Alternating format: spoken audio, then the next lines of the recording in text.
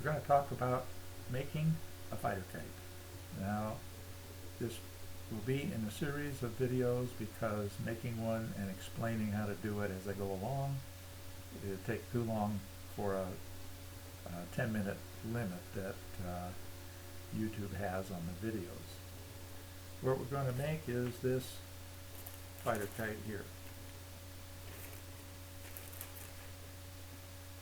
This is a kite that is relatively simple to make, flies beautifully well in relatively light winds, anywhere from about 2 miles an hour, maybe 1 mile an hour if you're an experienced flyer, up to about 7 miles per hour. Now, I designed this kite for this video, and the first thing we're going to do is make a template to cut out the skin itself. Now, the skin in this case is made from a poly film that is a gift wrap material. Comes in a roll like this. Wherever it is here, there it is. And you can get it in patterns, or you can get it plain. But whatever you get, just get something that's very thin, feels thin. To make the template, get a piece of poster board, or I use a manila file folder, a letter size. And I also have found that priority postal boxes that I get in the mail can be recycled into very, very good templates. Now, these are very thin cardboard, which just is about perfect for a template. The file folders are a little bit thin, but they are certainly they work really well. So what you need is a ruler, a pen or pencil, either a knife to cut it or a pair of scissors, and that's about all you need for making the template. I'll give you the dimensions and I'll go through the process of how we do this. First, the dimensions. I'm going to just hold this up, and hopefully you can read the dimensions. These are all in inches.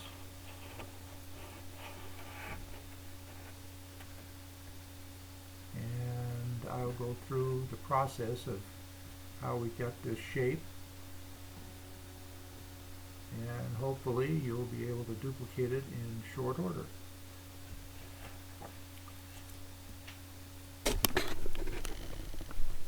I use the naturally straight edge of the file folder right here as my guide, and then I just measure a 1/2 inch.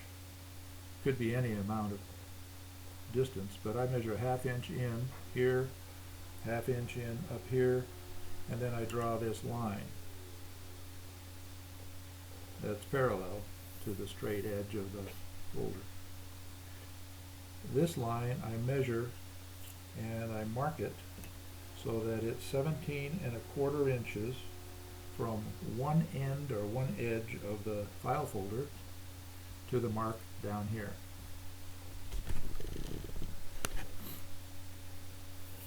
That's the spine. That will be the spine length when we finish the kite. Then I measure from the nose 7½ inches towards the tail and make a mark, and I measure from the top of the file folder, same distance over here, 7½, draw a line, and that is the wingtip line. Now I measure from the spine line, which is this line we drew here, 9¾ inches, and make a mark here. This is the wingtip of the kite. From there I draw a line to the nose and another line to the tail. Those two dimensions you don't need to measure. They are determined by the couple of dimensions we already measured. This kite is made with so that the bow is held by a flap, a short hem. And to make that, on our template, we measure from here approximately, well, I do it at an angle.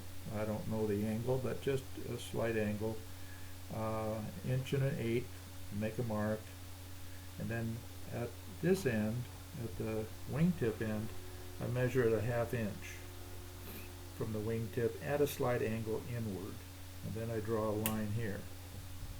That creates the flap. And you can make this kite with a batten, or more than one if you want, but here's the battens here, and what they do is help to reduce the amount of flutter and of the kite when it's flying, and they increase the speed a little bit of the kite and make it less noisy.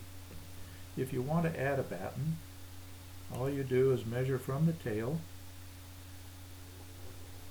5 3/4 inches and make a mark on what now is the trailing edge line, and then aim from that mark, align the ruler right to the nose of the kite.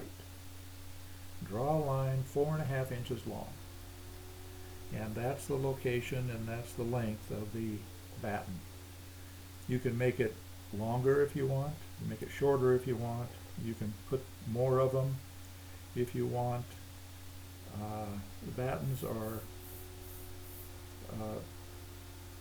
optional, and you can be creative with them and see what effect they have on your kite. Now the next thing is pretty simple. We cut it out. I use a razor knife or a utility knife like the same one I use for making bamboo shaping, and I just hold the ruler on the line and cut it.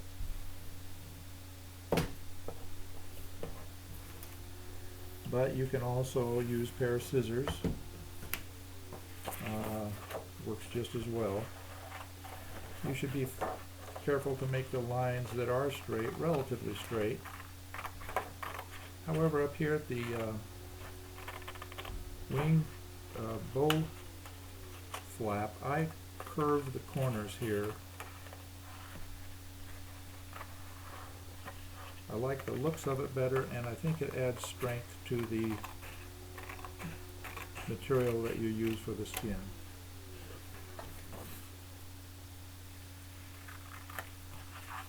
Now this trailing edge, which is what we're cutting now, is straight on this one, but a trailing edge doesn't have to be straight.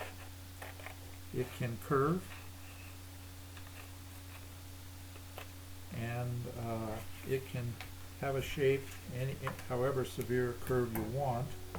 For example, I'll use this carbon fiber rod to just demonstrate what I mean here. You can make the bend a bend that looks like this, or more like this, or just very, very slight, or none at all.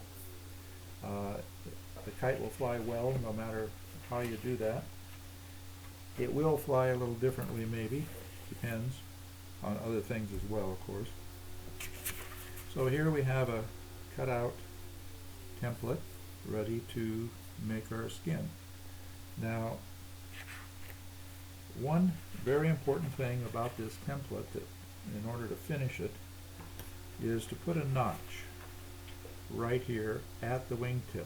Along, I cut a scissor mark, a very short one, about 1/4 inch, along this line right here, and then I make it down about 1/8 inch down the trailing edge. I make an angled cut to meet that first cut, and end up with a small triangle cut out of the template right here. And the reason is this is going to allow me to mark on the skin material itself the exact location of the wingtip.